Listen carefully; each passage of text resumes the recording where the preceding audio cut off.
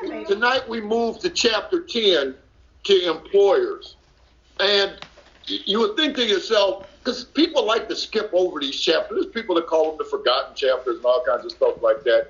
And we talked in the beginning about the practice of these principles in all our affairs. We talked about, right, after working with others, then we talked about the spouse, the family, and the job, because that's pretty much what our life consists of, doesn't it? The chapter to employers was really written, the purpose behind it, it's 1939 when the book is published. There's no such thing as an EAP, an Employee Assistance Program. There's no... Chapter 136. No one knows anything about alcoholism. The book is just coming out. So the disease concept of alcoholism as we know it today didn't exist prior to the publication of this book. So what do we have? We have a tremendous amount of ignorance that surrounds alcoholism. So this chapter was written to help educate employers, to help employers understand, hey, here's what you're working with, here's what we suggest, here's the things that you've seen, and here's the things that you will see, right? So it's a very, very important chapter. And like every other chapter in the book, it also will hold significance, right, to us as alcoholics. We're going to see ourselves in here quite a bit as people who sponsor alcoholics, right? We employ people who are bosses, who work at companies. We work at companies ourselves, don't we? How many, like here we are, it's 2018. Book came out in 1939. How much ignorance still exists around this today? Yep. Right? A tremendous amount. I come from automotive, and in automotive, I'm here to tell you, right? The thinking for many people is still along the same lines of prior to 1939, right? Alcoholics are weak-willed. They could quit if they want to, blah, blah, blah, blah, blah. So the chapter, like everything else in the book, remains time relevant. It is relevant. It is as relevant today as it was when it came out. Nothing in this book is dated information. Nothing in the book is dated information. Okay? The verbiage may be a little bit different, you're right, because they use different words, but the message, the content of the book is timeless. And it will always be timeless, okay? I think so. So the chapter to employers was the only chapter in the text, which is what we call from the beginning of the book to page 164, that Bill Wilson was not the primary author. The primary author of To Employers was a man named Hank Parkhurst. Hank Parkhurst was the first guy to get sober in New York after Bill left Akron. Hank Parkhurst got sober in the fall of 1935. Drunk also. Mr. Parkhurst was an agnostic. When the text of the book was being written, he did not want the word God in it at all. Him and another guy named Jimmy Burwell were the main push behind that. Hank Parkhurst, this is what they say. If it wasn't for Bill, the book would have never been written. If it wasn't for Hank Parkhurst, the book would have never been published. He was the guy who was the driving force behind the publication of the book. The issuance of stock in Works Publishing, which was really worthless stock because they didn't have nothing, but it was Hank Parkhurst who signed those Works Publishing certificates as the president of Works Publishing. He was a very energetic, dynamic, athletic guy. And Hank Parkhurst got drunk in the fall of 1939. He stayed sober 4 years. He stayed sober long enough to see this book go to print.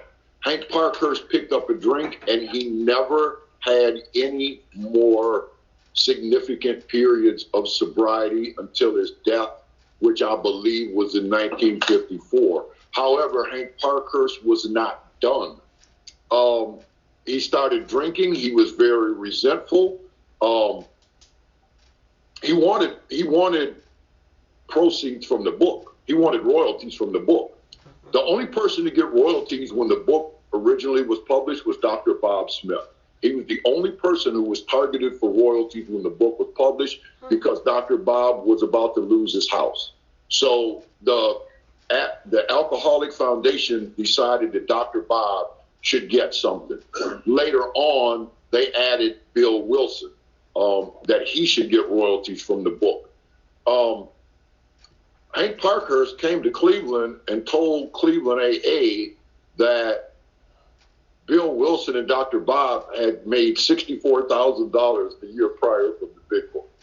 The truth of the matter was Dr. Bob was getting $30, I think it was $30 a month, and Bill was getting 30 and Bill was getting 25 for something else. That was all they were getting. And they were able to prove that. And resentment. Hank Parkhurst was the brother-in-law of Clarence Snyder. And Hank Parkhurst, when he was sober, sent Clarence Snyder to Dr. Bob. And we all know the significant role that Clarence Snyder played in the history of Alcoholics Anonymous. I don't. And he lived in New Jersey. Clarence Snyder was in New Jersey, drunk. And they bought him a one-way ticket back to Cleveland and told him that there is a doctor in Akron who can help you. And Clarence Snyder's wife told him, you either do that, go see this doctor in Akron, or I'm divorcing. So Clarence Snyder goes to Akron, he gets sober, Dr. Bob becomes a sponsor, and Clarence Snyder obviously is the originator of sponsorship and the use of the book in sponsoring people in Alcoholics Anonymous, and handled the explosion in Cleveland in 1940 and 41. So that is the role of Hank Parkhurst. And as I told you before, Hank Parkhurst died drunk. So let's get to chapter 10, to employers. The thrust of it, how to best be helpful to an alcoholic if you employ one, okay? Among many employers nowadays, we think of one member who has spent much of his life in the world of big business. He has hired and fired hundreds of men. He knows the alcoholic as the employer sees him.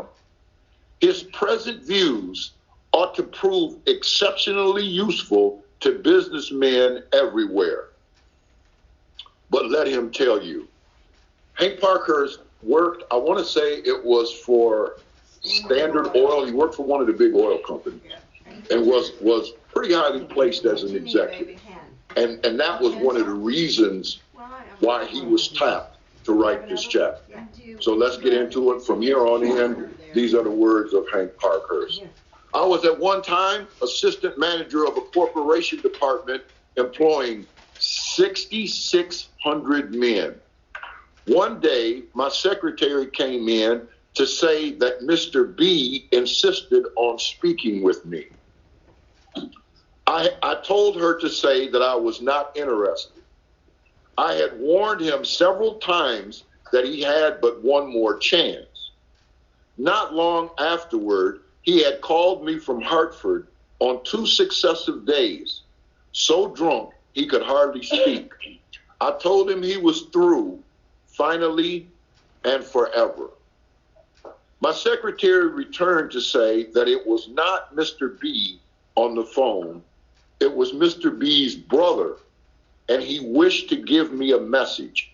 I still expected a plea for clemency, but these words came through the receiver. I just wanted to tell you, Paul jumped from a hotel window in Hartford last Saturday. He left us a note saying you were the best boss he ever had and that you were not to blame in any way. Wow. Is this not something that we see? Yeah. Right? The end for an alcoholic, right? Death, institution, jail. Right? Let's go on. Another time, as I opened a letter which lay on my desk, a newspaper clipping fell out. It was the obituary of one of the best salesmen I ever had. After 2 weeks of drinking, he had placed his toe on the trigger of a loaded shotgun. The barrel was in his mouth. I had discharged him for drinking 6 weeks before. Still another experience. A woman's voice came faintly over long distance from Virginia. She wanted to know if her husband's company insurance was still in force. 4 days before, he had hanged himself in his woodshed. I had been obliged to discharge him for drinking, though he was brilliant, alert, and one of the best organizers I have ever known. So what do we see? Death.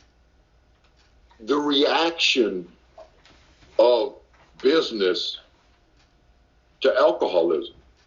Get rid of them. Get rid of them. Right? That was pretty much the standard operating procedure. You might get a couple of chances, but if you got alcoholism and you got no solution, what's going to happen? You're going to drink again anyway, right? Right. Okay, let's go on.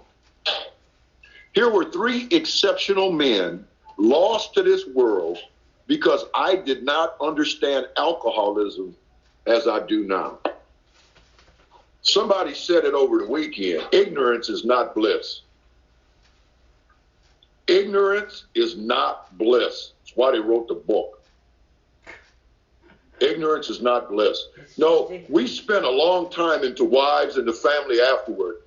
And every week, I kept encouraging people to try to get this information into people's hands, to try to get them in some way connected to us, if possible. You can't always make that happen, but if possible. Ignorance is not bliss. And the way that I was sponsored, I was told, always know that it is your responsibility to see that people that you sponsor, that those families have an opportunity to get this access to this information and to this help. Whether they take it or not is not up to you, but it's your responsibility to do so. I repeat, ignorance is not bliss. Okay, let's go on. What irony. I became an alcoholic myself. And but for the intervention of an understanding person, I might have followed their footsteps. My downfall cost the business community unknown thousands of dollars, for it takes real money to train a man for an executive position. I got this highlighted. This kind of waste goes on unabated. We think the business fabric is shot through with the situation, which might be helped by better understanding all around. So let's just look at this from the business standpoint. Forget everything else. This is looking from the business standpoint. I can remember, and John is sitting in the back because he's a General Motors guy. When General Motors came out and said they felt that alcoholism and drug addiction, both in lost time from work, scrap production, lost production, cost of sending people back and forth to treatment at 25 or 30 grand a whop, that alcoholism and drug addiction cost them as much as raw materials in the course of the fiscal year. Imagine. That is a staggering statement by one of the largest corporations on this planet. A staggering statistic. And those of us who worked in that industry would not argue the point. Staggering. Waste that goes on unabated. Even if I'm talking to somebody who really doesn't care from a business standpoint, and I'm a business guy, I can make you look at dollars and cents. And sometimes that's the only way you can get some people to look at this. This waste goes on unabated. That means unchecked. Let's go on.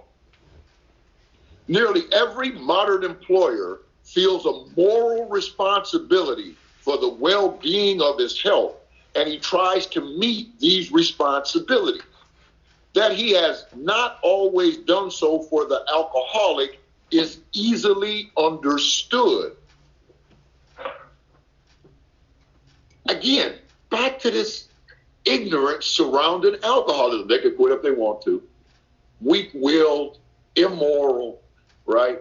It's a choice, right? These are the myths that continue to perpetuate the ignorance surrounding this disease. Let's go on to this day.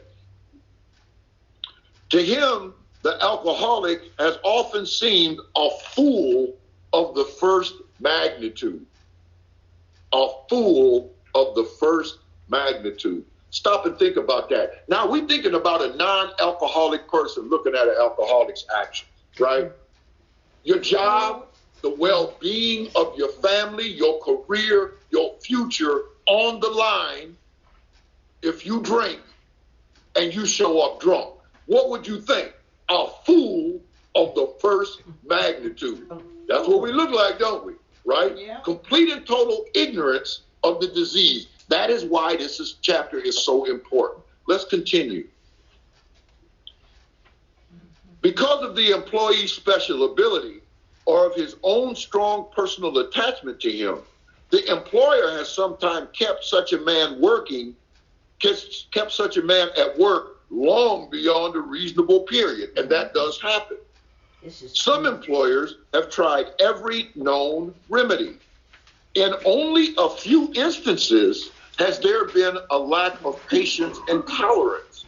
And we, who have imposed on the best of employers, can scarcely blame them if they have been short with us. So in a lot of instances, no, hey, let's face it, when we show up, we're good. Yeah. Right? When we show up, we're good. We ain't drunk, we're good, right? So a lot of times, they'll cut us a break. They'll cut us a break. And sometimes they like you, right? Which you extend your break a little bit, right? But at some point, any relationship that is not cyclical will starve to death, right? I give you an example. You pay me $100 to make 100 parts a week. You pay me $100 a week, I get $1 a part, right?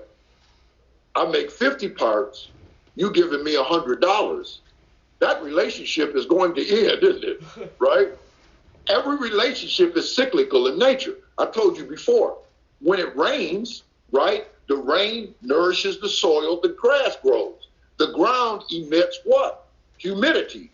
Reforms and refills the cloud, rains again. It's a cyclical relationship. If it rains and the earth gets nourished but doesn't emit humidity, cloud's gone. Relationship ends. Everybody with me, okay? So every relationship is cyclical in nature. So in a job situation, when it gets to the point where you taking more than you give and you're receiving, right, and you're not giving, that relationship is going to end. They call it termination, right? They call it termination, okay? Let's go on. Let's go on. Determination. Here, for instance, is a typical example. An officer of one of the largest banking institutions in America knows I no longer drink. One day, he told me about an executive of the same bank who, from his description, was undoubtedly alcoholic. This seemed to me like an opportunity to be helpful. So I spent 2 hours talking about alcoholism, the malady, gave him the doctor's opinion, right, and described the symptoms and results as well as I could.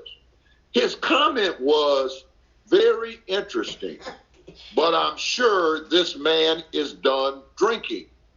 He has just returned from a 3-month leave of absence, has taken a cure, looks fine.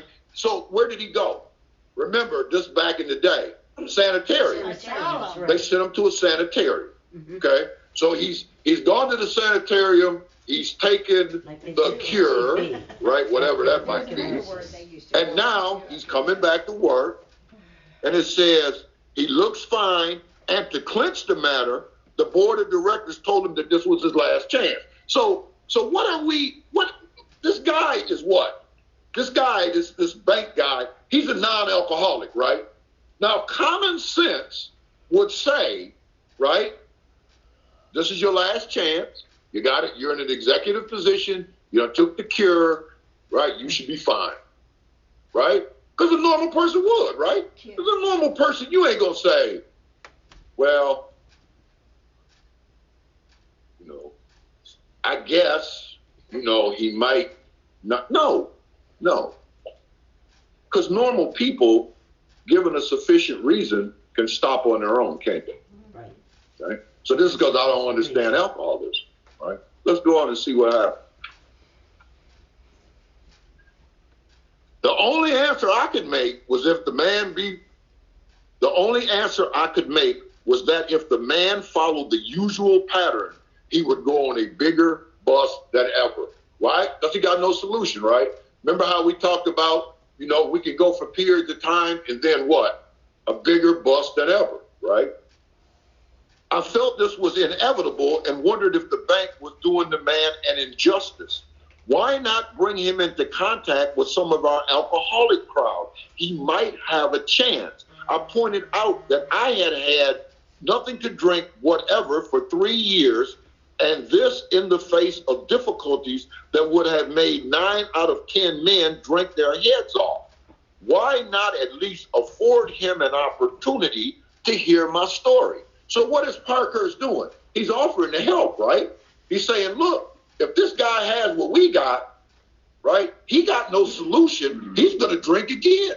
So why don't you let me talk to him? What does the bank guy say? Oh, no, said my friend, this chap is either through with liquor or he is minus a job. If he has your willpower and guts, he will make the grade. So this guy didn't get it, did he? He's believing it's a matter of willpower and intestinal fortitude. That's what's necessary, right? Well, I wanted to throw my hands up in discouragement, for I saw that I had failed to help my banker friend understand.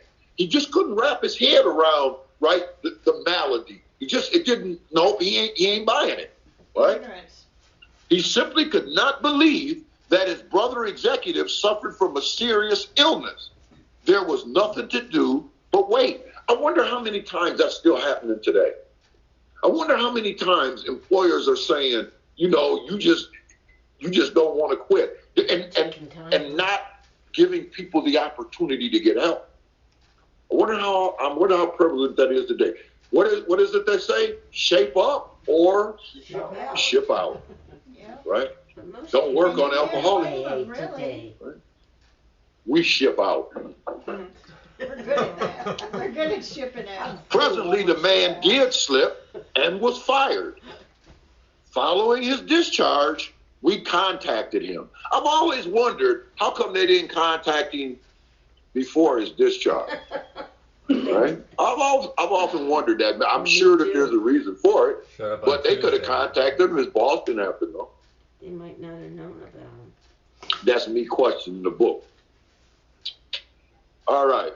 Without much ado, he accepted the principles and procedure that had helped us. He is undoubtedly on the road to recovery. So what happened? Got with us, got a solution, applied it to his life.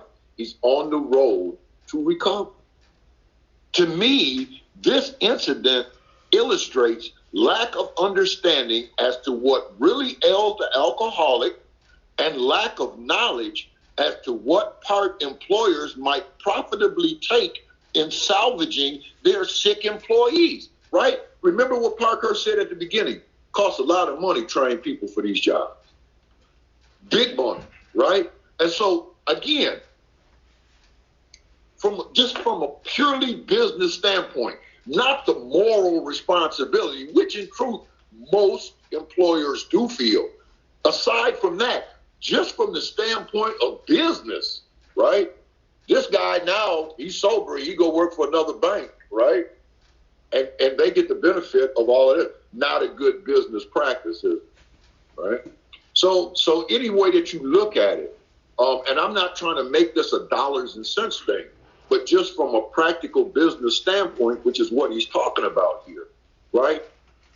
Ignorance is not bliss. Let's go on. If you desire to help, it might be well to disregard your own drinking or lack of it. Okay? So what's he going to encourage him to have? An open what? An open mind. He's saying disregard your own personal experience with drinking, non-alcoholic, right? We need you to disregard that. Whether you are a hard drinker, a moderate drinker, or a teetotal, you may have some pretty strong opinions, perhaps prejudices. Those who drink moderately may be more annoyed with an alcoholic than a total abstainer would be. Drinking occasionally and understanding your own reactions, it is possible for you to become quite sure of many things which, so far as the alcoholic's concerned, are not always so. And what? So you got a guy who could drink and stop whenever he wants, right? Who can stop or moderate whenever he wants. Alcohol is a fun thing for him. You know the descriptions that we've seen of non-alcoholics earlier in the book. It's a social lubricant, right? It makes evenings better, all of that kind of thing. And when I've had enough, I stop. So if the person who has that experience, right, would be even more cynical about an alcoholic than somebody who never drinks at all, right? Because for them, it's simply a matter of what? Willpower and self-control. Willpower and self-control. So we're asking that person who drinks that way, please set your own personal experience aside. Yeah. Set your own prejudicial thinking about people who can't stop drinking. Set that aside. Okay? Let's go on. Set aside prayer. As a moderate drinker, you can take your liquor or leave it alone. Whenever you want to, you control your drinking. Of an evening, you can go on a mild bender, get up in the morning, shake your head, and go to business. To you, liquor is no real problem. You cannot see why it should be to anyone else, save the spineless and stupid. Yeah, The spineless and stupid. So we are categorizing people who cannot control their drinking as spineless and stupid, even if you don't say it out loud. Spineless and stupid. What's wrong with you? What's wrong with you? The next paragraph is one of my favorite lines in the book. When dealing with an alcoholic, there may be a natural annoyance. Would you circle the word annoyance, please? Natural. There may be a natural annoyance that a man can be so weak, stupid, and irresponsible. Y'all want to know what we look like in a non-alcoholic world? Despicable. There you go. We look weak, stupid, and irresponsible. And if you were to watch a film of me in my drinking days and my work life, you know, at my employer, you would sit there and watch it and say, that man is weak, stupid, and irresponsible. He don't show up. He shows up drunk, right? He can't stay sober and work an 8-hour shift, right? He apparently doesn't believe it when these people say they're going to fire him, right? He doesn't earn a full paycheck. He doesn't pay his bills. This man is weak, stupid, and irresponsible, because that's what we look like. Is everybody in agreement with that? Because that's what we look like to non-alcoholic people. And he said there's a natural annoyance. Has anybody ever been annoyed with you because of your drinking? Right? I mean, like again, right? Not only at work, out everywhere, right? A natural annoyance that we look so weak, stupid, and irresponsible. Let's go on. Let's go on. Even when you understand the malady better, you may feel this feeling rising. That would be called frustration. Be called frustration. A look at the alcoholic in your organization is many times illuminating. Is he not usually brilliant, fast thinking, imaginative, and likable? When sober, does he not work hard and have a knack of getting things done? Yes. Okay? So, like I say, when we show up, we're pretty good. And When we show up, very pretty good. lovable. Does that mean that we're smarter than everybody else? No.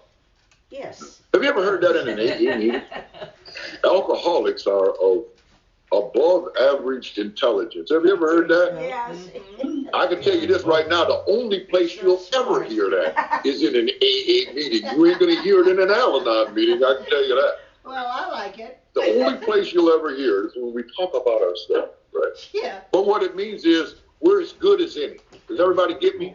We're as good as any that they got in the plant. We're as good as any that they got in the office, right? Let's go on. Let's go on. Let's go. I love that. I do too. Let's go on. If he had these qualities and did not drink, would he be worth retaining? Yes. Should he have the same consideration as other ailing employees? Would you circle ailing employees? Yes, sir. And I ask you to circle that because of the malady, that it is an illness. Okay? It's not a moral issue or a willpower issue. Where's that word melody? It's an illness. Previous page. Is he worth salvaging? If your decision is yes, whether the reason be humanitarian, right? Concern for another human being, or business, I got 30 grand in training tied up in this guy, whatever it is, or both, then the following suggestions may be helpful. Okay? Can you discard the feeling that you are dealing only with habit, with stubbornness, or a weak will? Question number one. Okay? Can you set aside this mentality that you're dealing with a habit, stubbornness, or a weak will? Now, we need to be familiar with this. Because when we have the opportunity to sit down with somebody who may have employees that have problems, this is important stuff. And what they're asking us, these prejudices, right? Many of us tried to hold on to our old ideas. The result was nil, we let go absolutely, right? These are this prejudicial thinking, this wrong thinking, this really ignorance-based thinking that I got, right? The first thing we got to do, we got to set that aside. What do you have to do when you come into Alcoholics Anonymous? All these old ideas about, I can quit when I want to, it ain't my fault, right? We come in here with a ton of stuff, right? We got to set the ideas about a power greater than ourselves, we got to set this stuff to the side, right? And be willing, right, to get this information to have a new experience. And that's what we're asking these people to do. Can we set aside this old thinking, right, so that we can take a look at this from another angle? Let's go on. If this presents difficulty, rereading, please underline or highlight this, rereading chapters 2 and 3, where the alcoholic sickness is discussed at length, might be worthwhile. So what chapters are we talking about? There is a solution and more about alcoholism. There is a solution and more about alcoholism. Okay? So again, ignorance ain't bliss, right? So can we get them to read a little bit of this information? It may help a great deal. Let's go on. You as a businessman want to know the necessities before considering the result. If you concede that your employee is ill, can he be forgiven for what he has done in the past? Question 2. Question number 2. If you concede that your employee is ill, can he be forgiven for what he has done in the past? Okay, question number 2. Can his past absurdities be forgotten? can it be appreciated that he has been a victim of crooked thinking directly caused by the action of alcohol on his brain? All right. So what is that crooked thinking? Right. We call it the obsession. Right? We call it the obsession. Seeking ease and comfort through alcohol, the effect produced by alcohol. And that's what we're talking about here. Right? So can it be appreciated that he has this obsessive thinking caused by the action of alcohol on his brain? Okay? So we got some important questions.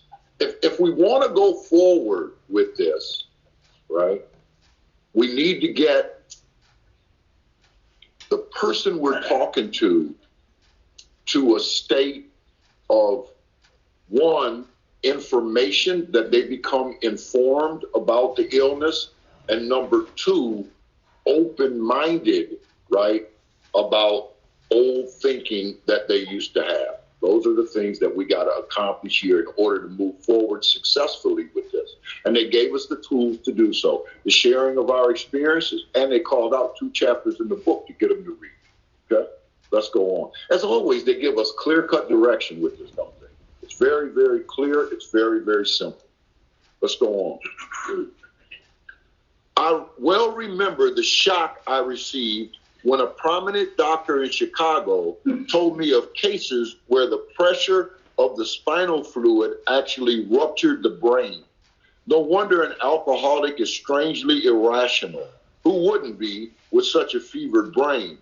Normal drinkers are not so affected, nor can they understand the aberrations of the alcoholic. Your man has probably been trying to conceal a number of scrapes, perhaps messy ones. In other words, he got a lot of secrets, right? Probably got a lot of secrets. Right. They may be disgusting. You may be at a loss to understand how such a seemingly above-board chap could be so involved.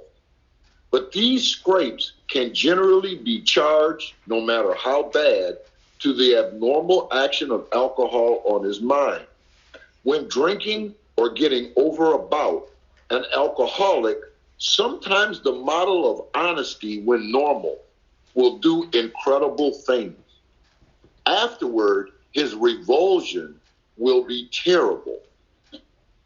I got this highlighted. Nearly always, these antics indicate nothing more than temporary conditions. Okay? Nearly always. So it's not a permanent state. He's not sociopathic or immoral, right?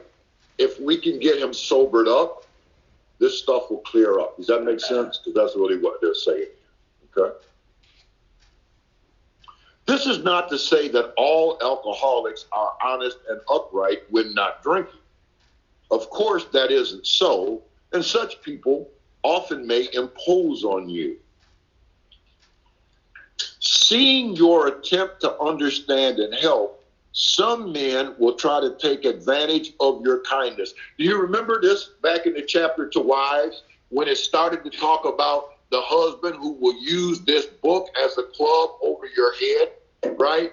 Don't get upset with me. You know I'm alcoholic, and they'll use this information as an excuse, right, to continue to drink and to continue to use and abuse you.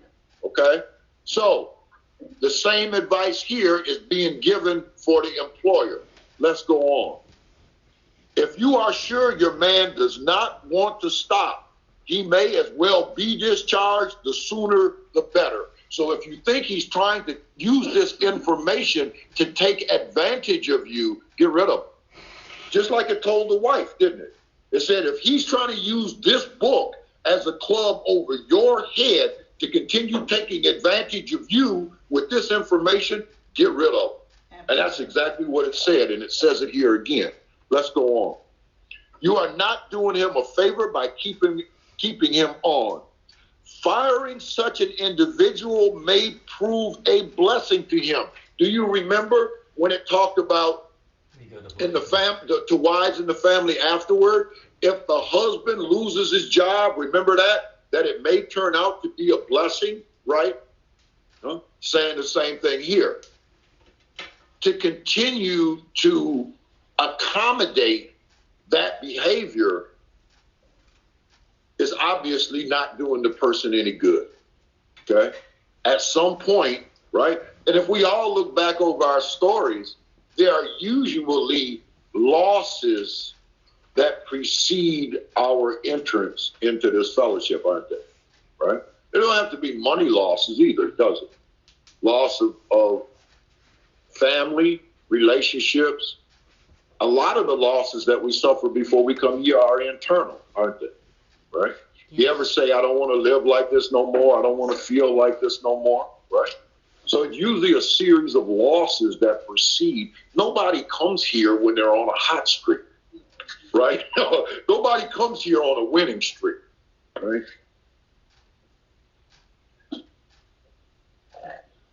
It may be just the jolt he needs. I know in my own particular case. Let's see what that. This is interesting. That nothing my company could have done would have stopped me, for so long as I was able to hold my position, I could not possibly realize how serious my situation was. Right. Had they fired me first, and had they taken steps to see that I was presented with the solution contained in this book, I might have returned to them 6 months later, a well man. But there are many men who want to stop, and with them, you can go far. Your understanding treatment of their cases will pay dividends. Would you put a star by that paragraph? But there are many men who want to stop, who have a desire to stop, and with them you can go far. Your understanding treatment of their cases will pay dividends, right? So it will pay dividends what?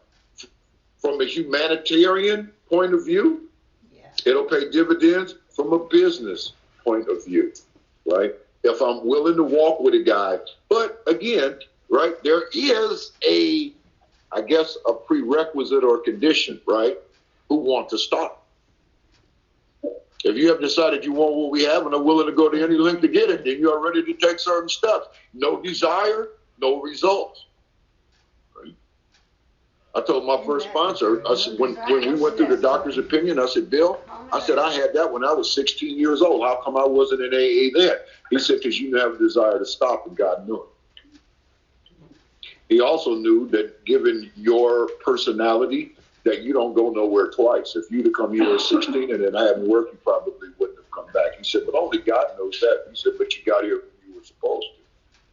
But he would have been absolutely right. You could have sat me down and you could have read this book to me, and my head would have been bobbing like one of them bobblehead dolls. Absolutely. Yeah, you're reading my mail, right? When you would have said to me at age 16, what do you want to do about it? And I would have said, give me a beer. Let me think about it. I had no desire to stop. I had no desire to stop, right? And I still believe that if I really wanted to, I probably could. Yeah. Let's go on.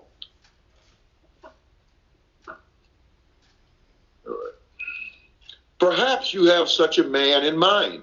He wants to quit drinking and you want to help him, even if it be only a matter of good business.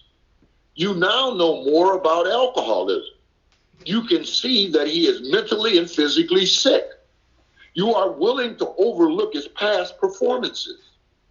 Such an approach is made something like this. Let's look at that one more time real quick. Perhaps you have such a man in mind. He wants to quit drinking and you want to help him. So what do we have here first? We got a desire to stop, right? Okay, number one. You now know more about alcoholism, right? So what do we know, right? We understand, right, the disease concept. We understand the malady, the illness. So we now have what? Some information. We are no longer ignorant as to what we're dealing with. That's number two, right? You can now see that he is mentally and physically sick. You are willing to overlook his past performances. That's number three. right? Remember when it asked the question, are you willing to overlook what as the indiscretions of the past? Are you willing to do so? If those conditions exist, we're in good shape to help somebody. The guy wants some help. We know what the problem is. We know there's a solution, and we're willing to forgive and forget. Okay? So mark those 1, 2, 3 in that paragraph. Those are important. State that you know about his drinking and that it must stop. You might say you appreciate his abilities, would like to keep him, but cannot if he continues to drink. A firm attitude at this point has helped many of us. Okay? So a very calm and frank discussion, but you coming at him from a position of understanding, right? This is not, what did I say earlier? Shape up or ship out. This is not the shape up or ship out talk, right? This is, okay, I get it. I understand the malady. I understand that you need to quit, right? I get all that. But you need to understand, we want to keep you, but if this doesn't stop, we're not going to be able to, right? So that's a great discussion to have coming out the gate. Let's go on. Next, he can be assured that you do not intend to lecture, moralize, or condemn. Would you please highlight that and put a star by it?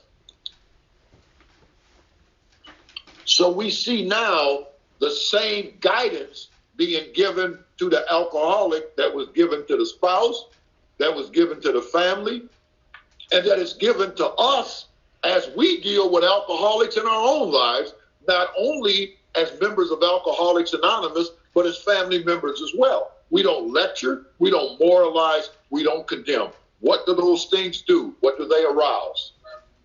They arouse resentment. They arouse resentment. And the book has warned us time and time again to do so. Right? Is to create damage. Okay? So again, so the employer is coming up front, not going to lecture, not going to moralize, not going to condemn. That if this was done formally, highlight this, it was because of misunderstanding. Ooh, some information go a long way in here. Some information go a long way in here. Ignorance is not bliss.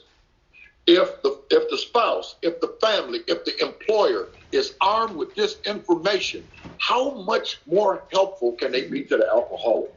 And look at this stuff as a sponsor, because this is the same guidelines you use to sponsor people, is it not? You don't lecture, you don't moralize, you don't condemn. You have information about the problem. If the person is what? You have decided you want what we have and willing to go to any length to get it, then you're ready to take these steps. Boom. Do you see this? Do you see it? The same guiding principles over and over and over again, regardless of who, right, what seat or what hat we're wearing. It never changes. It never changes. It's the same guiding principle. Let me tell you something. You can't do what you don't know. You can't do what you don't know. So we have got, as those of people who are listening to me right now, how many opportunities do we have to carry this message and to be of help to people? How many employers need this? How many families need this, right? For those of you who say, sobriety is boring, I ain't got nothing to do, please don't say that in front of me.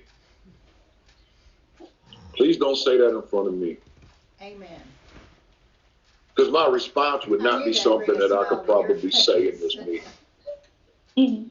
It would not be pleasant. But, I might be nice and say, well, why don't you just go home and sit and think about you? That always works, doesn't it? That always works. That's been very successful for you, hasn't it? That's something my first sponsor would have said. Matter of fact, that's what the sponsor I got now would say. I don't know. I seem to be surrounded by them kind of people. All right. How many opportunities are out there for us to help? Just some food for thought. Okay. Endless.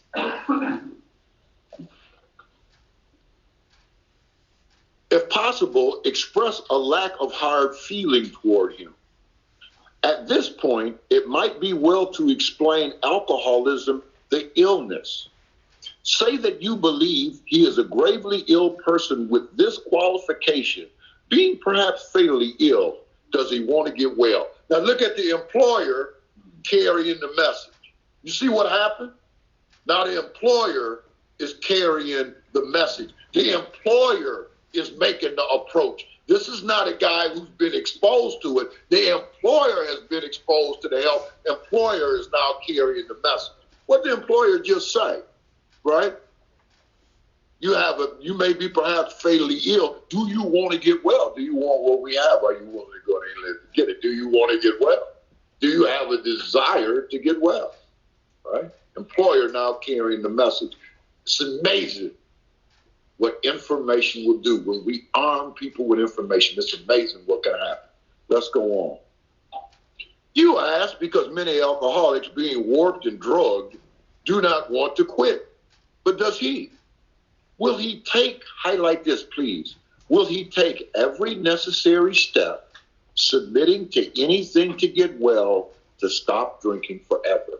Boom. Forever? If you have decided you want what we have and are willing to go to any length to get it, just put the question to him. You just put the question to him. That's the qualifier, right? That's the qualifier. You got the watered down message. If he says yes, does he really mean it? Or down inside, does he think he is fooling you? And that after rest and treatment, he will be able to get away with a few drinks now and then. We believe a man should be thoroughly probed on these points. Be satisfied he is not deceiving himself or you. So this is 12-step call stuff, right? And my response to that will always be this. When I ask somebody that question, do you want what we have? Are you willing to go to any length to get it? Amen. And they tell me yes. I don't have the power to see inside another person's heart. Right. I'm sorry, but I don't. What I know is this. We will soon see. If you ask me to help you, we will soon see. Because if you ain't serious, you will not be around me long. You will not be around me long.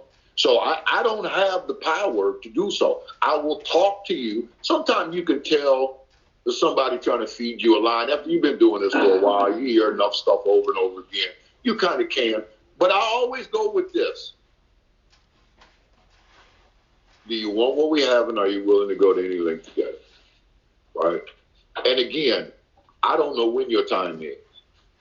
And I've seen people come into AA on drag a lot of times. Behind a lie, my friend Ralph out in California. Ralph was running from somebody. He needed shelter. He came up in his mama's house. He wasn't allowed up in there. Told his mother, lied to his mother, and his brother was in treatment. He said, my brother Ronnie got me a bed. Ralph didn't even talk to Ronnie. Ralph's mother said, get the phone and call Ronnie. So Ralph calls the Harbor Light and say, Ronnie, do they have that bed for me? On the other end, his mother couldn't hear this. Ronnie is saying, you want to come down here for real, for real? Ralph said, yeah, you know we talked about this, right? And that's how he came in here. He's 32, 33 years old. He came in here on some drag. I ain't the one who can say when your time is. If you look me in my eye and you tell me that you want what we have, you willing to go and live to get it, I'm going to walk with you until you're gone. That's what we do. No, my first sponsor told me, I don't care if they come to you 1,000 times, you can never see inside another man's heart. You go work with that man. And that's what we do. I don't fire people. You getting drunk don't affect my sobriety. I've heard that one. It worked with you. You're affecting my sobriety. You need some help. Right? You will affect my sobriety by me learning the lesson from your failure. right? Right. Everybody here example, and good bad example, but everybody gonna be some kind of example up in here if you got what I got. My deal is to be of how may I assist you? That's the only reason I'm here. Right? I don't hire alcoholics, therefore I don't fire them. Amen. You want help? No, do the best we can. Okay? All right. Somebody mark the spot. And I think by the time we get done, I think maybe we'll see some real good stuff here in the chapter to employers. It's the holidays. I want to shout this at y'all real quick. It's a lot of meetings. It's a lot of people listening to us right now. And I just want to say this before I shut this off. Listen, keep your sobriety first. Keep your sobriety first. The book gives us very clear direction on when we should not go around alcohol, right? If I have a legitimate reason for being there and I'm in a fit spiritual condition. Fit spiritual condition mean all 12 steps, right? There's plenty of meetings over the holidays. If you have to go somewhere for business or whatever, take somebody with you. Have your keys, have a way to get home if you become uncomfortable. Go to as many meetings as you can over the holiday season. Go to these marathon meetings, these clubs, these intergroups that's open all night. Stay close. Stay close. Because we don't want people reintroducing themselves after New Year. Just stay close. They ain't going to cancel nothing if I ain't there. I found that out early.